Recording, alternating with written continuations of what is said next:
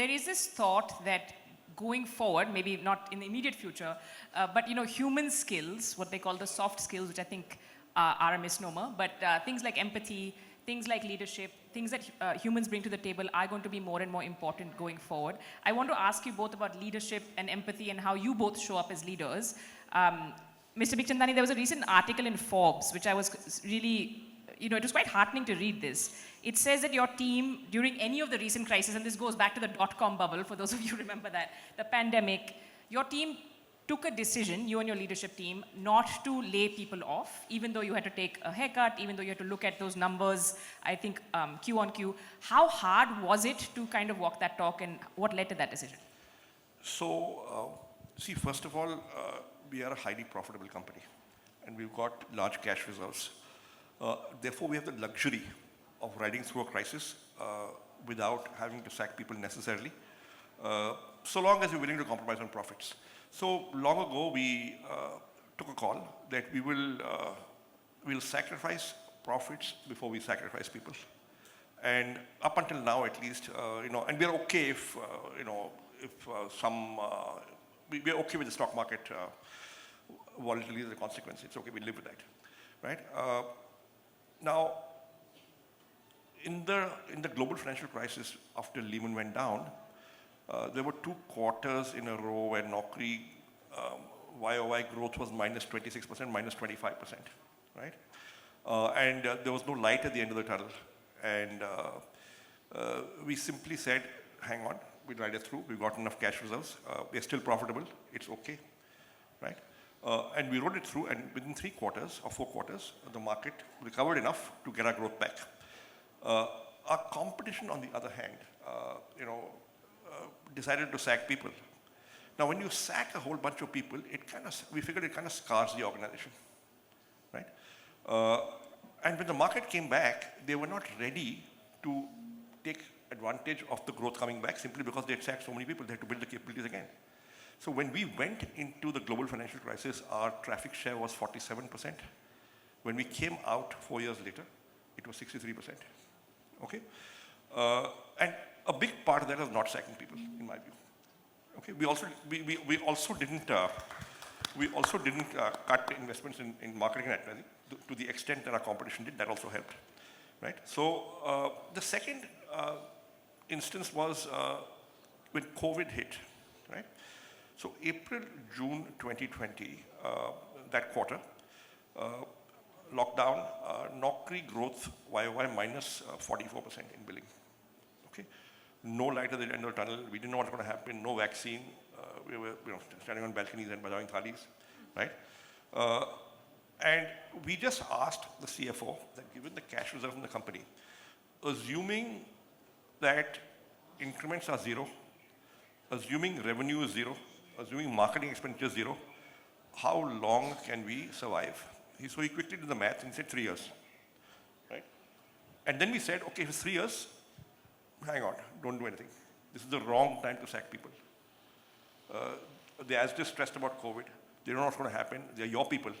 You can't let them go, right? So we'll stay with it. We'll see what happens. And sure enough, we came back. That's incredible. I don't know how many people... No, but we have the luxury of having the cash. So one thing is, obviously, you have to have an eye on the bottom line. You have to have a profitable, sustainable business. Do you feel today that if there's any advice you're giving people who are trying to weather what's a potential crisis, upcoming, looming, we've been hearing all year, do you think that's something you would advise people? It depends on your situation. If paise hain, to, you can do it. If paise nahi, you can't print money, right?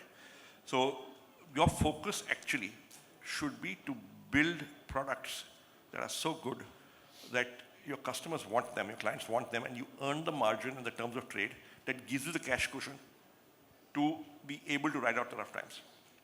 That's fair. I don't still see that many examples of people doing that, but I'm happy to be contradicted on that. Mr. Damodaran, when you look at leadership, empathy, and some of what we're talking about, how important do you think that is?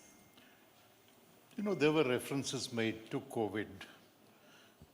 I think the one good thing that COVID helped, and even COVID has its advantages, everything in the world has positives, right? I think what COVID taught us was it helped us to distinguish between employers who are empathetic and those who are not. It was very clearly visible. If you needed evidence, that was a time to look for evidence. I don't run a large organization. But the way I rationalized, I have a few people that work with me. I gave all of them additional money. I said, this is when you will need the money. Keep it. You don't have to account for it because we don't know what tomorrow is bringing. So I don't want that for want of resources, any one of you should suffer. And I think that helped a lot because people then tend to see you as understanding their issues. Empathy travels very far in any organization. Problems will come and go. There will be crisis. You may have to reinvent the organization, but the empathy will run through both the original form and the transformed entity that you are dealing with. So if I look at what leadership amounts to, in my book, L in leadership is for listening and learning, and then next comes E, which is empathy. If you don't have these, then you're you're not a leader. I mean, you might be occupying the top position in the organization, might be an accident that you happen to be there, but accident of birth, whatever, but you are not a leader. Leadership is never ex officio, and I think difficult times demonstrate that. That leadership doesn't derive from the position that you hold.